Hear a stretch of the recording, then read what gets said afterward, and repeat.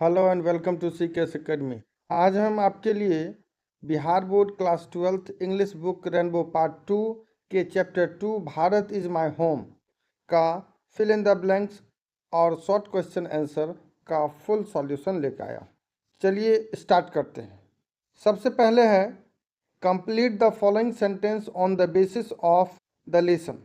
अर्थ हुआ अध्ययन के आधार पर या इस पाठ के अध्ययन के आधार पर आप दिए गए वाक्यों को पूरा करें। चलिए शुरू करते हैं। ए नंबर है doctor Radha Krishnan never lost his faith in. यहाँ तक लाइन दिया गया है, इसके बाद जो फिलअप है उसमें होगा the essential humanity of man. अगर पूरे वाक्य का अर्थ निकालें तो अर्थ है डॉक्टर राधा कृष्णन ने कभी भी मनुष्य की मूलभूत मानवता में अपना विश्वास नहीं खोया।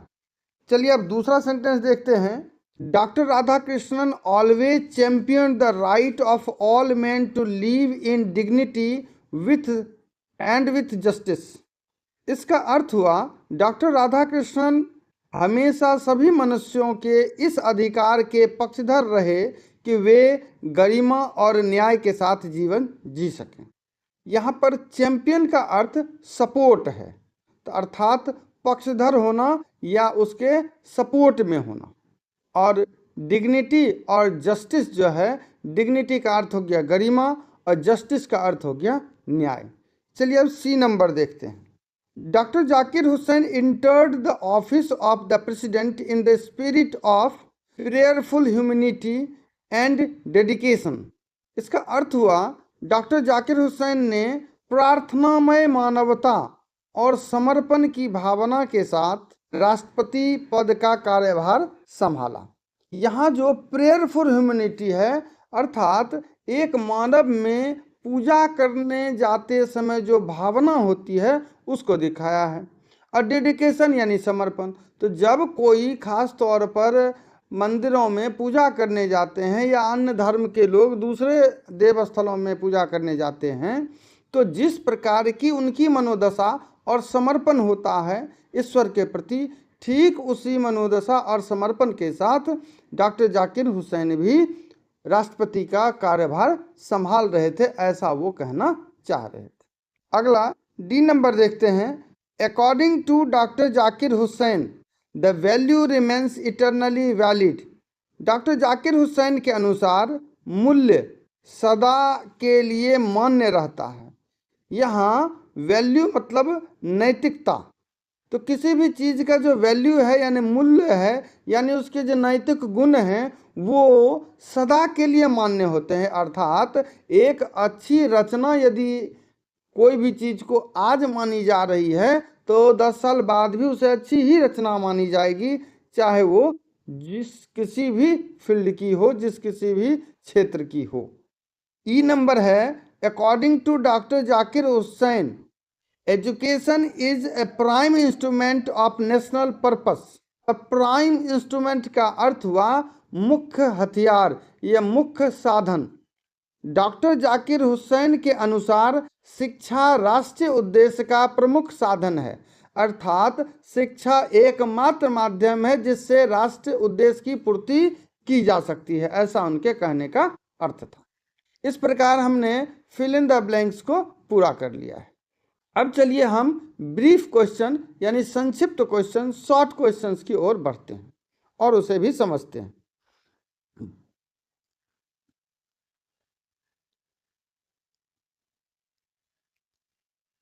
Answer the following question briefly. Briefly का अर्थ होता है संक्षेप में। तो यहाँ जो प्रश्न दिए गए हैं इसका उत्तर संक्षेप में देना है। पहला प्रश्न है what did doctor Radhakrishnan bring to the presidency. यहाँ प्रेसिडेंसी जो है इसका अर्थ हुआ राष्ट्रपति के पद से। इसका अर्थ राष्ट्रपति के पद होता है। तो पूरे प्रश्न का अर्थ हुआ डॉक्टर राधा कृष्णन राष्ट्रपति के पद पर क्या लेकर आए थे। उत्तर है doctor Radhakrishnan brought to the presidency a mental equipment, a rare degree of learning and wealth of experience. यहाँ पर हम कुछ वर्ड्स को पहले समझ लेते हैं। ब्राउट जो है ब्रिंग का पास्ट फॉर्म है। ब्रिंग का अर्थ होता है लाना, तो ब्राउट का अर्थ हो गया लाया या लाए। प्रेसिडेंसी का अर्थ पहले ही बता चुके हैं, वो राष्ट्रपति का पद होता है। ए मेंटल इक्विपमेंट जो है उसका अर्थ हुआ मानसिक क्षमता, और a rare degree of learning का अर्थ हुआ असाधारण या दुर्लभ स्तर का ज्ञान या डिग्री भी आप कह सकते हैं। और वेल्थ ऑफ एक्सपीरियंस का अर्थ हुआ अनुभव की समृद्धि या धन। तो इस प्रकार पूरे आंसर का अर्थ है डॉक्टर राधाकृष्णन राष्ट्रपति के पद पर मानसिक क्षमता, दुर्लभ स्तर का ज्ञान और अनुभव की समृद्धि या धन लेकर आए थे। क्वेश्चन नंबर 2 है what oath did doctor Zakir Hussain take off. यहाँ ओथ का अर्थ होता है शपथ, और टेक ऑफ मतलब हो गया लेना या ग्रहण करना। तो इस प्रश्न का अर्थ हुआ डॉक्टर जाकिर हुसैन ने क्या या कौन सी शपथ ली या ग्रहण की। उत्तर है doctor Zakir Hussain took the oath of loyalty to the constitution of India. अर्थ हुआ डॉक्टर जाकिर हुसैन ने भारत के संविधान के प्रति निष्ठा की शपथ ली। अगला प्रश्न है जो कि 3 नंबर प्रश्न है, वो है what is the business of education. Business का अर्थ होता है कार्य, और एजुकेशन का अर्थ आप जानते ही होंगे ये शिक्षा। तो यहाँ प्रश्न का अर्थ हुआ शिक्षा का कार्य क्या है या शिक्षा का क्या कार्य है। आंसर है according to doctor Zakir Hussain the business of education is to minister the constant renewal of the growth of national culture and national character. यहाँ पर हम पहले कुछ कठिन शब्दों का अर्थ जान लेते हैं, फिर पूरे आंसर का अर्थ जानेंगे। तो बिजनेस का अर्थ आपको बता चुके हैं कि इसका अर्थ होता है कार्य, एजुकेशन का अर्थ हुआ शिक्षा, मिनिस्टर का अर्थ होता है निगरानी करना या मॉनिटर करना, कांस्टेंट रिन्यूअल होता है नवीनीकरण यानी रोज नया होना, और कांस्टेंट मतलब लगातार।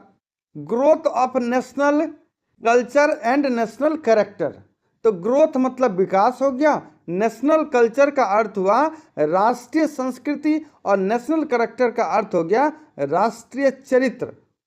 तो इस प्रकार पूरे उत्तर का अर्थ है डॉक्टर जाकिर हुसैन के अनुसार शिक्षा का कार्य राष्ट्रीय संस्कृति और राष्ट्रीय चरित्र के निरंतर विकास के नवीनीकरण या होने वाले बदलाव का निगरानी करना या ध्यान रखना है। अगला प्रश्न है what did doctor Zakir Hussain pledge himself to. Pledge का अर्थ होता है शपथ लेना। प्लेज का दूसरा अर्थ समर्पित करना या वचन लेना या वचनबद्ध होना भी होता है। इस प्रकार इस प्रश्न का अर्थ हुआ डॉक्टर जाकिर हुसैन ने स्वयं को किसके प्रति समर्पित किया या वचनबद्ध किया। आंसर है doctor Zakir Hussain pledge himself to serve the country, its culture, the people and work for their welfare irrespective of religion, language, caste, color और creed। यहाँ भी हम कुछ महत्वपूर्ण शब्दों का अर्थ जान लेते हैं। तो इरिस्पेक्टिव का अर्थ हुआ बिना भेद के, रिलीजन का अर्थ हुआ धर्म, लैंग्वेज का अर्थ हुआ भाषा, कास्ट का अर्थ हुआ जाति, और कलर का अर्थ हुआ रंग, और क्रीड का अर्थ हुआ पंथ या संप्रदाय या मत। एक और वर्ड है वेलफेयर, इसका अर्थ हुआ कल्याण।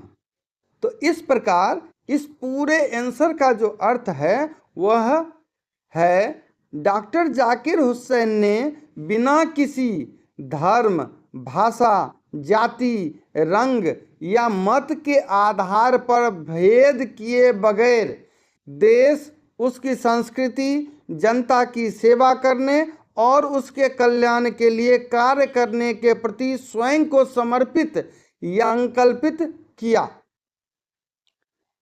5th नंबर क्वेश्चन है what does work on oneself mean? Work on oneself का क्या अर्थ होता है? What is its end product? इसका अंतिम परिणाम क्या है?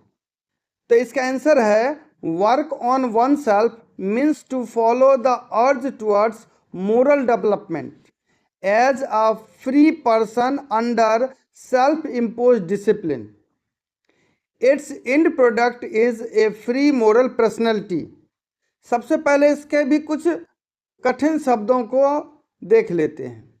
वर्क ऑन वन सेल्फ का अर्थ हुआ अपने ऊपर कार्य करना. अर्ज का अर्थ होता है प्रेरणा. डेवलपमेंट का अर्थ हुआ विकास. और मोरल का अर्थ हुआ नैतिक. इस प्रकार the urge towards moral development का अर्थ हो गया नैतिक विकास की प्रेरणा. एज ए फ्री पर्सन का अर्थ हुआ एक स्वतंत्र व्यक्ति के रूप में.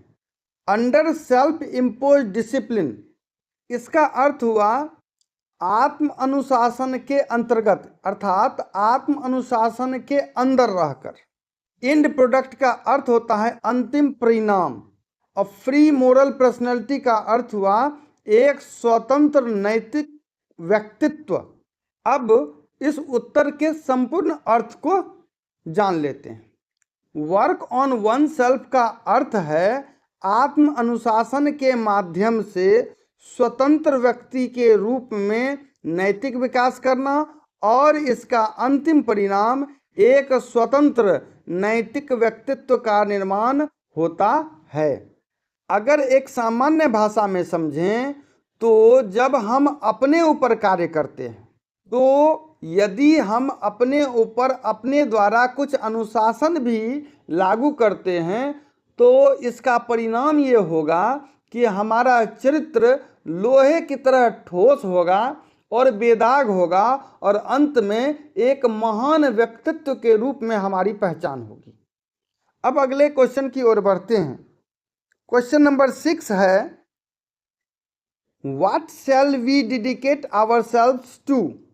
अर्थ हुआ हमें स्वयं को किसके लिए समर्पित करना चाहिए या हम स्वयं को किसके लिए समर्पित करें. आंसर है we should dedicate ourselves to peace and for a better, a juster and a more graceful way of life.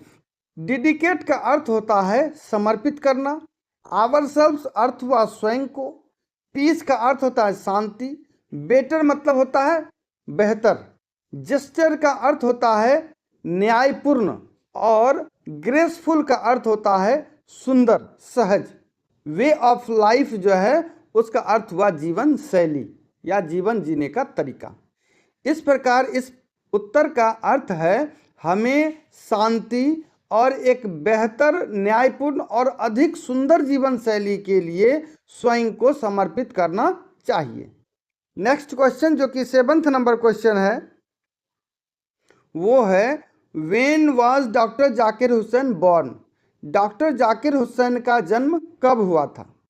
Answer है doctor Zakir Hussain was born in Hyderabad in 1897. Doctor Zakir Hussain का जन्म हैदराबाद में 1897 ईस्वी में हुआ था.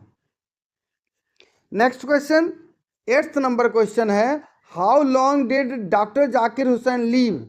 डॉक्टर जाकिर हुसैन कितने वर्ष तक जीवित रहे? आंसर है doctor Zakir Hussain lived for 72 years. Doctor Zakir Hussain कुल 72 वर्ष तक जीवित रहे. नेक्स्ट क्वेश्चन है जो कि 9th नंबर क्वेश्चन है on what occasion did doctor Zakir Hussain deliver this speech? यहाँ स्पीच का अर्थ होता है भाषण. ओकेजन मतलब उपलक्ष्य.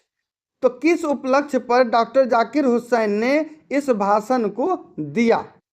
या इस प्रश्न को दूसरे शब्द में इस प्रकार कह सकते हैं कि डॉक्टर जाकिर हुसैन ने यह भाषण किस अवसर पर दिया था? आंसर है doctor Zakir Hussain delivered this speech on the occasion of the oath taking ceremony as the president of India in 1967. यहाँ डिलीवर दिस स्पीच का अर्थ हुआ भाषण देना. ओकेजन मतलब उपलक्ष्य. ओथ मतलब शपथ. सेरेमनी मतलब समारोह.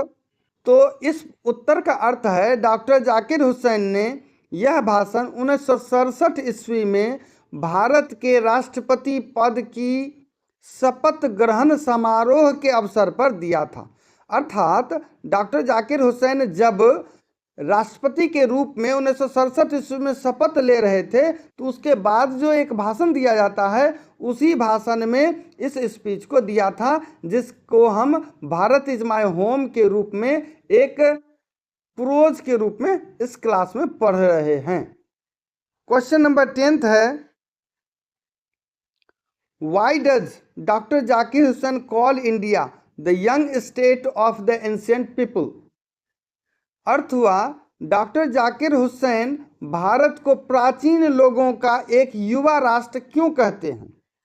आंसर है, it was just 20 years of independence in 1967। That is why doctor Zakir Hussain called India a young state. 1967 ईस्वी में भारत को स्वतंत्र हुए केवल 20 वर्ष ही हुए थे, इसीलिए डॉक्टर जाकिर हुसैन ने भारत को एक युवा राष्ट्र कहा। While the people living in India were older than 20 years, जबकि भारत में रहने वाले लोग या भारत के लोग 20 वर्षों से कहीं अधिक उम्र दराज थे। They were following the ancient Indian civilization that was thousands of years old. वे उन पुरानी भारतीय सभ्यताओं का पालन कर रहे थे जो हजारों वर्ष पुरानी थी। So Dr. Zakir Hussain calls India a young state of ancient people. इसीलिए डॉक्टर जाकिर हुसैन ने भारत को प्राचीन लोगों का एक युवा राष्ट्र कहा। इस प्रकार आज का ये अंक यहीं पे समाप्त होता है। उम्मीद है आपके लिए यह बहुत ही उपयोगी रहा होगा। आज के लिए इतना ही। धन्यवाद।